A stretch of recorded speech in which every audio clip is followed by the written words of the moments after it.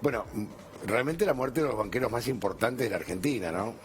Sí, totalmente. Y un exponente muy fiel, muy cabal del establishment que tenemos. Lo decían ahí recién, una vida, 50 años de economía argentina se resumen en la de Jorge Brito, pero también 50 años de política argentina. El primer $1.000.000 Brito lo hizo cuando tenía menos de 30 años. Lo hizo con la plata dulce, con la Claro. bicicleta financiera de Martínez de Oz, cuando justamente después de haber fundado esa financiera, la financiera Macro, con su cuñado, con quien había empezado negocios acá en Buenos Aires, él era un pibe de Salta, un pibe que además venía de una familia de plata, pero no multimillonaria, una familia acomodada de la sociedad salteña que lo encuentra él además criado solo por su madre, porque se queda huérfano de padre a los 10 años. Y cuando viene acá, se encuentra con ese vergel de guita que era la plata dulce para algunos, ¿no? Mientras el país se desindustrializaba, perdía miles de empleos, cientos de miles de empresas. Lo que terminó consiguiendo es, al cabo de la dictadura, cuando empezaron los 80, ya tener una mesa de dinero lo suficientemente grande como para ser habilitada como banco. Y eso es lo que consiguió el Macro en 1987, y algunas malas lenguas ahí en la City decían que le habían puesto Macro, él y Carballo, su cuñado y socio histórico, hasta que se separaron hace algunos años por diferencias de dinero justamente, que le había puesto Macro por muy agradecidos con Rodrigo, un acrónimo de Sí. bueno, viste cómo es la City, ¿no? Las malas lenguas que hablan ahí. Claro, era ese el origen de su fortuna. La verdad que había empezado a hacer guita con el Yo Rodrigazo. recuerdo ver con los 90 que dos banqueros que eran emblemáticos, que eran él y Moneta. Total, total. Igual de obsesionado Brito siempre por conseguir influencia en la política. Mucho más exitoso que Moneta, hay que Sí, decir. Porque Moneta justamente, bueno, casi a preso. pero además falleció casi dilapidando su fortuna, ¿no? Hoy el emporio Moneta le queda muy poco, le queda una radio y muy poco más. Y la verdad que los Brito en ese sentido se las arreglaron para todo lo contrario. Ya en los 80 estaba empezando a diversificarse. En los 80, antes de que asumiera Alfonsín incluso, Brito ya se había acercado al Coti Siglia, quien sería después su monje negro durante el resto de su vida. Justo antes del plan primavera, del colapso del plan primavera, consiguió ahí en horas, en una de esas movidas que uno, como el que compró dólares antes de las PASO, ¿viste? Sí. Del año pasado. Bueno, consiguió comprar $3 millones justito antes de que explotara ese plan. Y claro, volvió a ganar plata mientras todos la perdían. La justicia investigó si le había pasado el dato del Coti Siglia, nunca consiguieron probar nada, pero él ya en ese momento había fundado este imperio que ustedes describían recién.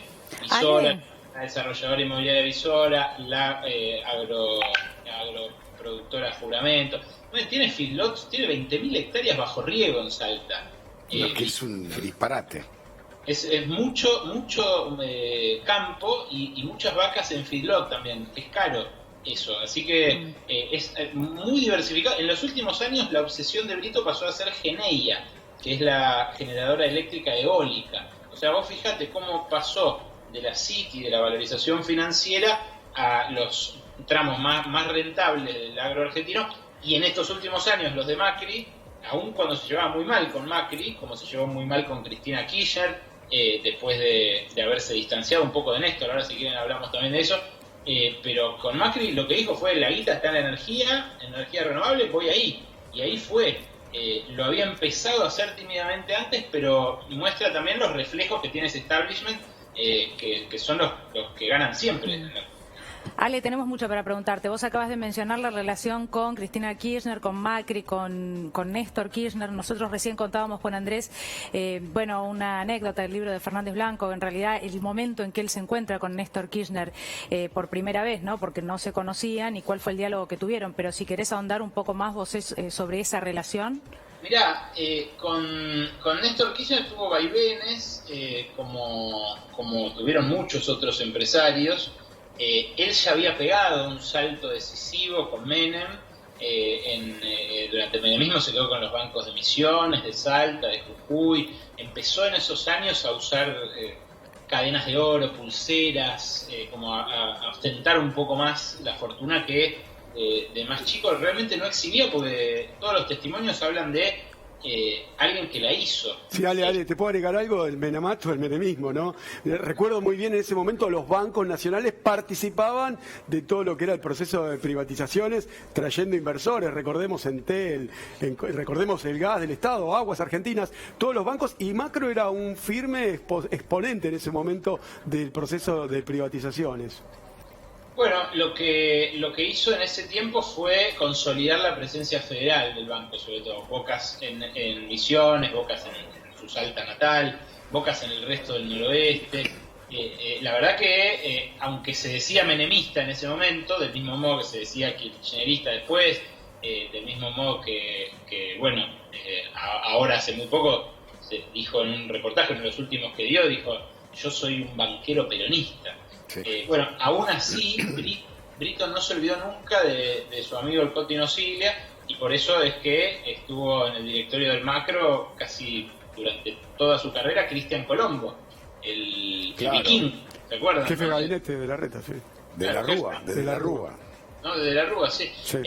Fue siempre sindicado en ese momento como un topo de los bancos en el gobierno de la Alianza. Era como el hombre de la City. Estaba en realidad Colombo más relacionado con Jorge Delfín Ezequiel Carballo, que es el hermano de su mujer Marcela, para muchos el cerebro de la fortuna. Después vino 2001, vino la crisis, el Macro se comió otros bancos, se comió el Banco Bansud, que en ese momento era una monstruosidad. Esa transferencia fue de $1.000 millones. Y después el Suquía, después el Scotiabank. Todo esto está brillantemente relatado en el libro de Rafael y Fernández Blanco que ustedes recién comentaban, pero la verdad es que en este último tiempo lo que había mostrado Brito era de vuelta su pasión por la política. Siempre el hombre de Brito en la política fue Sergio Massa, siempre digo desde 2000 para acá, ¿no? Después del COT. Y la verdad, eso es un dato que puede parecer polémico, es visible, es a cielo abierto. El auspicio del Macro en la camiseta de Tigre, lo hizo volver a Primera División, toda la plata que apareció ahí, el acompañamiento de toda la familia Brito a Massa como uno de su familia ya prácticamente. En ese momento los hombres, el primer kirchnerismo, digamos, Jorge Horacio Brito, ahora fallecido, ya no era menemista ni nociglista, era kirchnerista. Sus hombres en el gobierno eran Vudú, Devido y también por supuesto Massa, pero después esa relación se empezó a romper con la crisis. Saltó en los cables de Wikileaks, que contaba hace un rato a Dugan, una charla suya de 2009 con la embajadora de Estados Unidos de aquel momento, donde Brito decía que el gobierno estaba formado por gente que no sabía sumar ni restar, que Néstor Kirchner era un obsesivo, que no quería escuchar ni siquiera a sus amigos.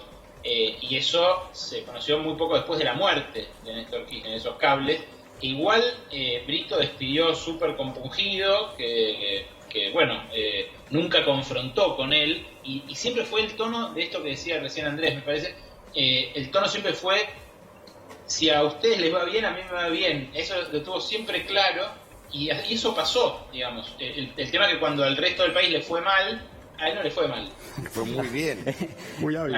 En ese sentido, Alejandro, ¿qué tal? Buenas noches. ¿En algún momento en esta relación que habría sido conflictiva con Mauricio Macri, se habló o se trascendió a través de los medios de comunicación que Macri expresó que no estaría disgustado si Brito, digamos, desfilaba por los tribunales? Fue una relación difícil la de Brito con Macri, ¿no? Sí. Sí, Brito estaba convencido de que lo iban a meter preso. Estaba convencido de que la causa Chicone terminaba con él preso. Y en parte, quizás por eso, en parte lo incentivó mucho a Massa a que le pusiera fin a la división del peronismo.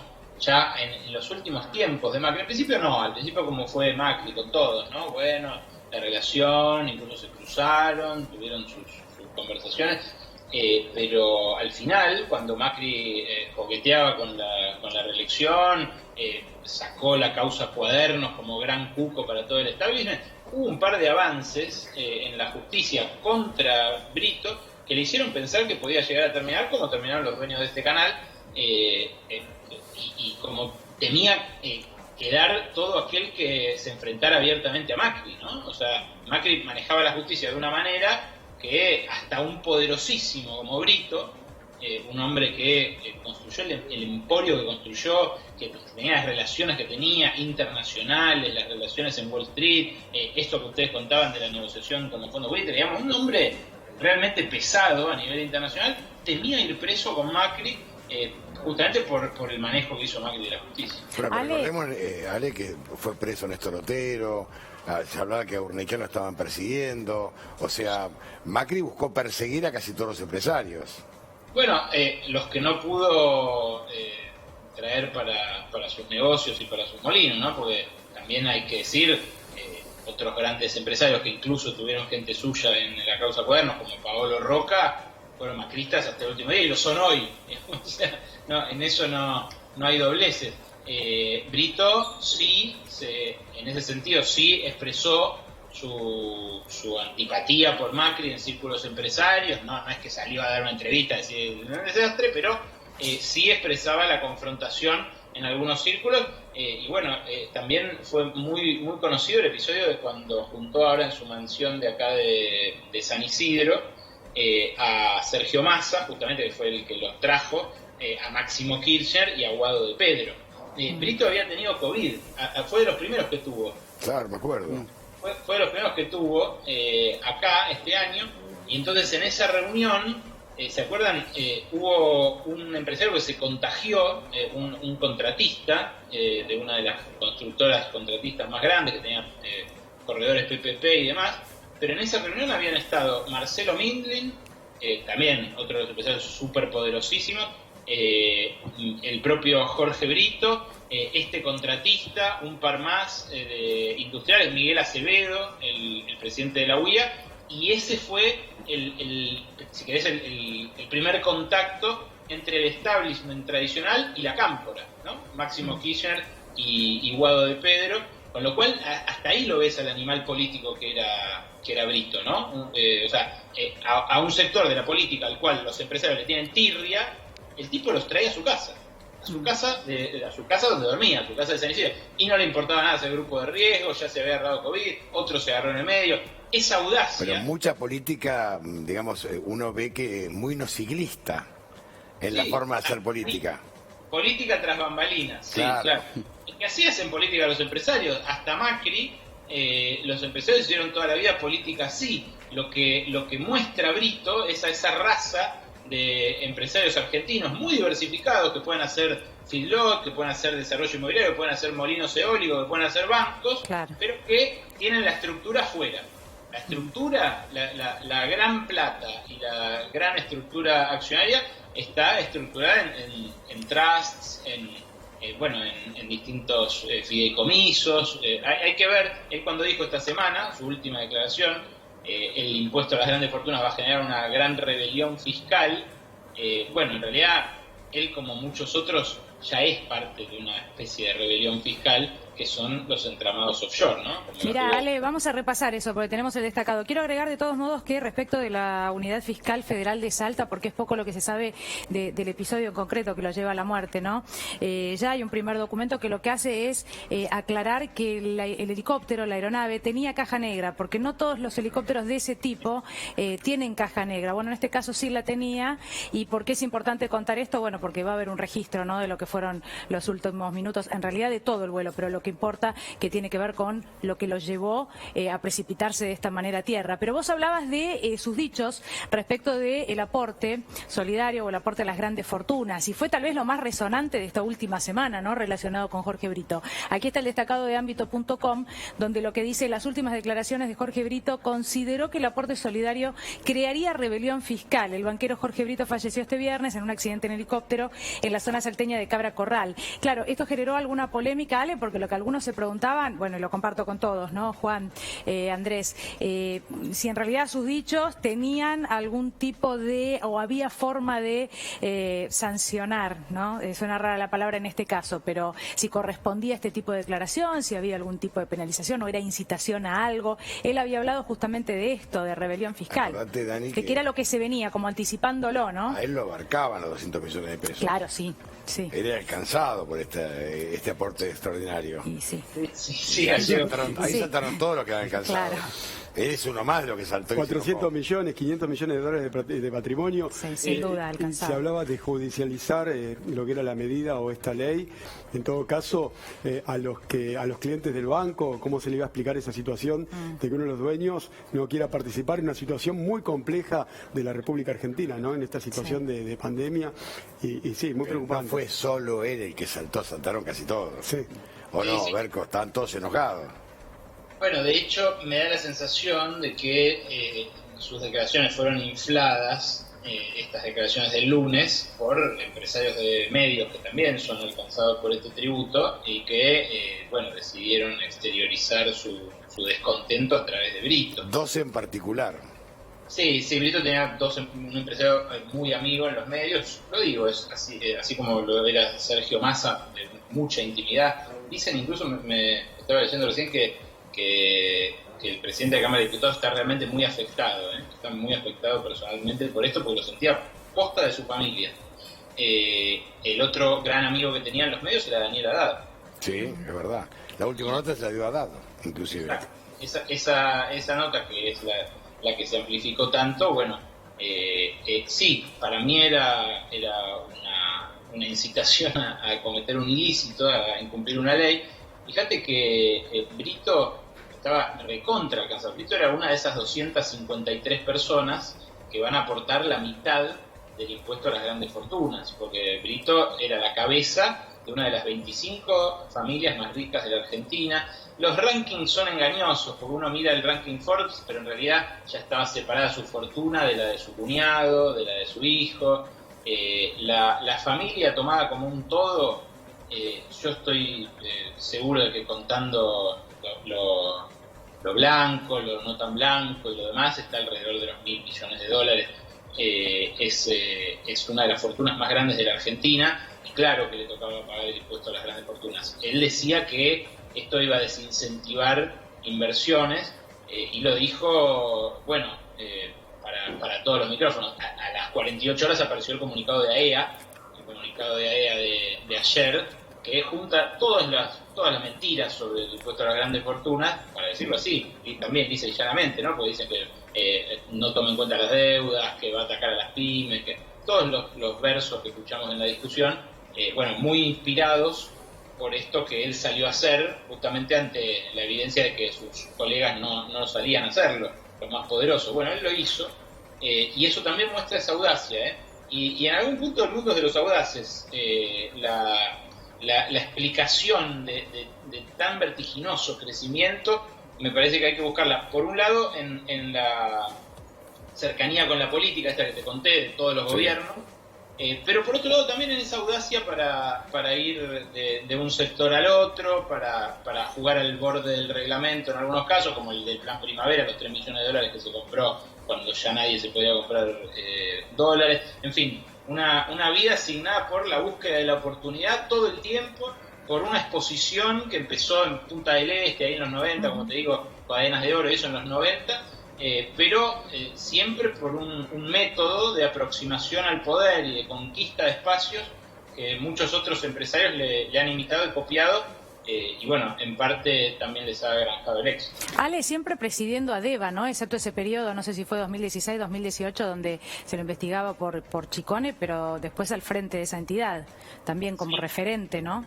Sí, bueno, esto también habla de su vocación política, también habla de esas ganas de Sí. no solo acatar las leyes o más o menos, sino incidir en ellas, en hacerlas, ¿no? Hay un funcionario del Fondo Monetario hace poco me dijo, cuando comparábamos Islandia con Argentina, vieron que habrá la posibilidad de sentarse, bueno, si hacemos como Islandia, que control de cambio, de capitales, Me decía, la diferencia entre Argentina e Islandia es que en Islandia los banqueros y los empresarios a los que les pusieron este control muy severo se enojaron con las leyes que no les gustaban. En Argentina las cambian. Claro. Ale, te mandamos un fuerte abrazo, muchísimas gracias. Gracias a ustedes, hasta luego. Está el senador Oscar Parrilli.